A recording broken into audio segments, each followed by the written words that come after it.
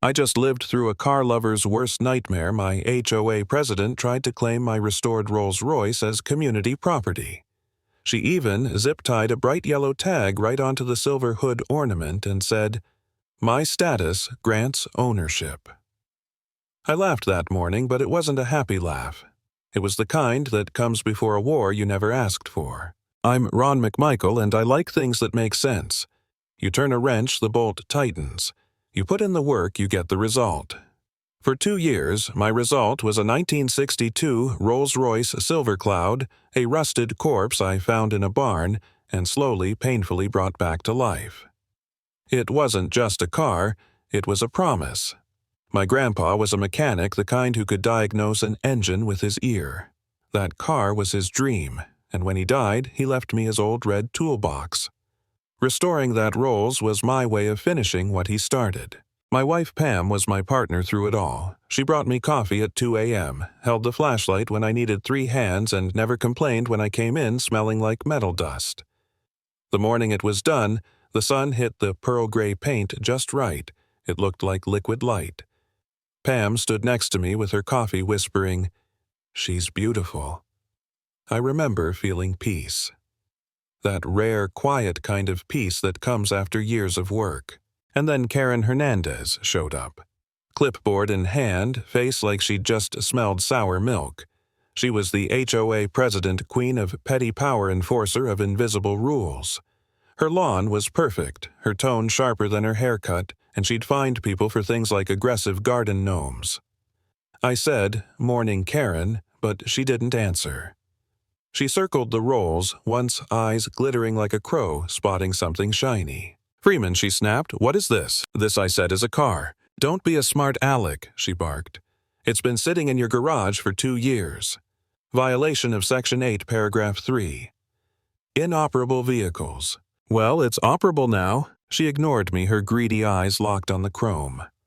"Quite a gaudy thing, isn't it? Too ostentatious for Willow Crest. It disrupts the visual harmony." Pam stepped up beside me. "It's gorgeous, Karen." And Ron restored it himself. Karen's smile turned thin. "That's irrelevant. It's on community-adjacent property, therefore under HOA purview. My driveway is HOA property now." She didn't answer, just pulled out a big yellow tag, the kind you'd see on police evidence. In bold, black marker, "Property of Willow Crest, HOA." And before I could even react, she zip-tied it right to the Spirit of Ecstasy on my hood. There, she said, smug, "This vehicle is now designated as community property. It will be the lead car in our Founders' Day parade. Do not remove the tag. Tsar." She turned on her heel and marched away, leaving me standing there with my coffee cooling in my hand. Pam was filming the whole thing, her voice low. She actually did it. I stared at that tag. The yellow plastic dangling off the polished chrome felt like graffiti on a masterpiece. That was the moment I realized something ugly. This wasn't about the car. It was about control. We spent that afternoon gathering proof title VIN Photos Insurance. We documented everything. But inside, I was furious. I'd poured my heart into that car, and now this woman wanted to take it because it looked too good sitting in my driveway. 3 days later, we got a letter. $1,000 and Fiends $500 for removing HOA property signage and $500 for defying a directive. The notice said if the vehicle wasn't surrendered within 48 hours, it would be considered abandoned and towed. Abandoned. In my own driveway. I laughed when I read it. Pam didn't. "She's serious," she said. "She's going to tow it." So we set up cameras, doorbell. Cam porch, cam 1 in the planter facing the driveway. And sure enough, Monday morning before sunrise, a tow truck rumbled up our street. It was small rusted, the kind you call when you're desperate. Out stepped a skinny kid with a cigarette, and behind him, under a giant umbrella, was Karen. Right on time, she called, "Hook it up and get it out of here." I walked down the driveway. "Morning, can I help you?" The kid pointed at Karen. She said to tow this car." "It's my car," I said calmly. "On my property. You hook that chain, you'll regret it." Karen cut in, her voice shrill. "He has a work order from the HOA. Move, or I'll report you for non-compliance." I ignored her, looked the driver dead in the eye. "If you touch that car, you're liable. This car's worth more than your truck, son." He hesitated. Karen whipped out cash, $200. Here, a bonus. Just pull it to the street. He grabbed it, muttering, "Fine." I smiled. All right, then. I went to my garage, started my old Ford F-250, and backed it out. I parked it nose to nose with the rolls and ran my steel winch cable underneath, locking it to the axle. 2.5 tons of truck became an anchor. The driver revved his engine, his tires squealing in the rain. The rolls didn't move. Karen shouted, "Give it more gas." He floored it, then, crack. The strap snapped like a gunshot. The chain whipped back, slamming his own fender. The hubcap from my rolls rolled across the street and stopped at Karen's feet. The driver killed his engine, climbed out shaking, and threw her money into a puddle. "Lady, you're insane," he said, then drove off. Karen just stood there, drenched, trembling with rage as the neighbors peeked through their curtains. I picked up the hubcap, wiped it clean, and smiled. "Looks like you'll need a new plan." That was the day I won the battle but lost my peace. A week passed quietly. Too quietly. I could feel her plotting. Then one night around 1 a.m., the power went out. Total darkness. Except the rest of the street was lit. Just my house was dark. "I knew," Pam whispered. "She wouldn't." "She would," I said. A scraping sound came from the backyard. 2 figures in hoodies dropped over the fence, moving toward the gate. Pam had her phone filming through the window. "I got them," she said. I slipped out the front door, silent, circling to the side.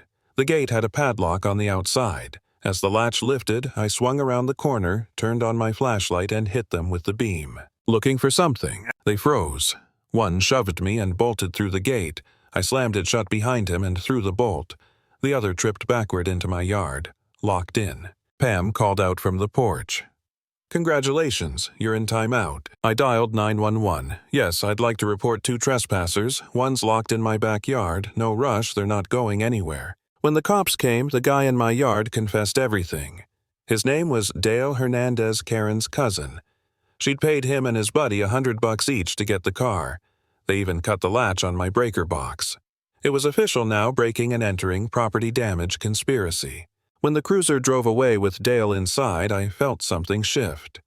The anger faded, replaced by exhaustion. I sat in the kitchen staring at my coffee. "What am I doing?" I asked Pam. "It's just a car. Maybe I should have just let her take the damn parade photo." Pam put a hand on mine. "It's not about the car, Ron. It's about control. If you give in once, she owns you forever." She was right. That was the night I decided to finish this once and for all. We spent the next week compiling everything: videos, letters, police reports. I even emailed the HOA's insurance company asking whether their policy covered the use or seizure of private property for events. Their reply was perfect. Absolutely not. Any claim arising from unauthorized seizure of a private vehicle would be summarily denied. In other words, Karen's vanity parade was one lawsuit away from bankrupting the whole community. We edited all the footage into a 5-minute highlight reel: Karen tagging the car, the tow truck disaster, the midnight break-in, the police.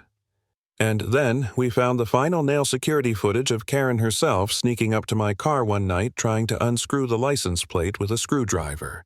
Clear as day. The annual HOA meeting arrived 2 weeks later. The community hall was packed. Karen sat at the front in her navy power suit trying to look calm, her clipboard perfectly aligned with the table's edge. She rushed through the agenda. Seeing no new business, I stood up.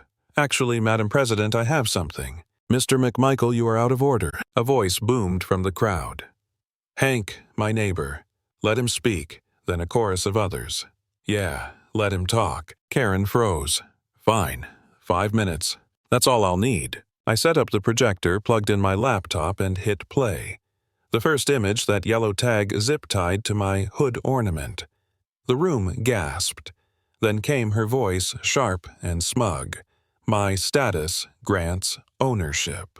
I said she tried to claim my car as community property. Next clip, the tow truck struggling the strap, snapping the hubcap, spinning across the street. Laughter rippled through the room.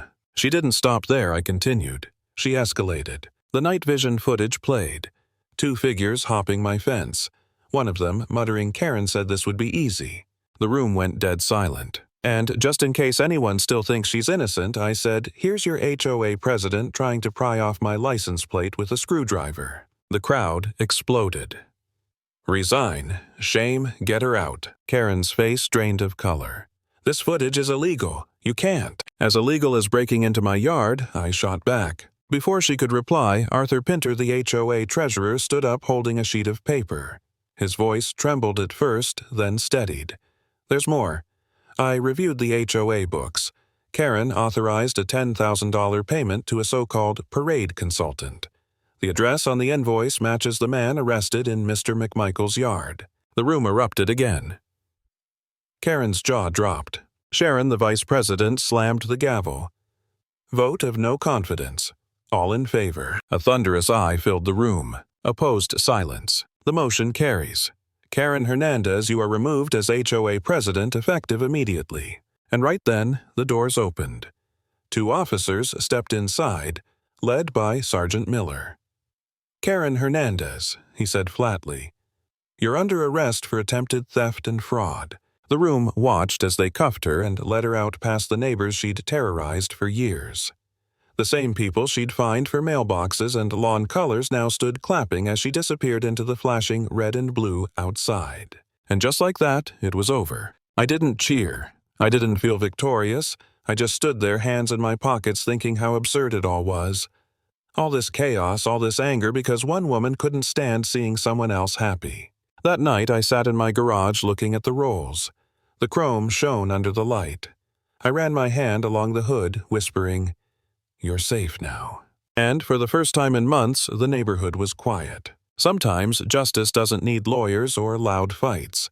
Sometimes all it takes is a camera, a little patience, and the courage to say, "No, this is mine. This is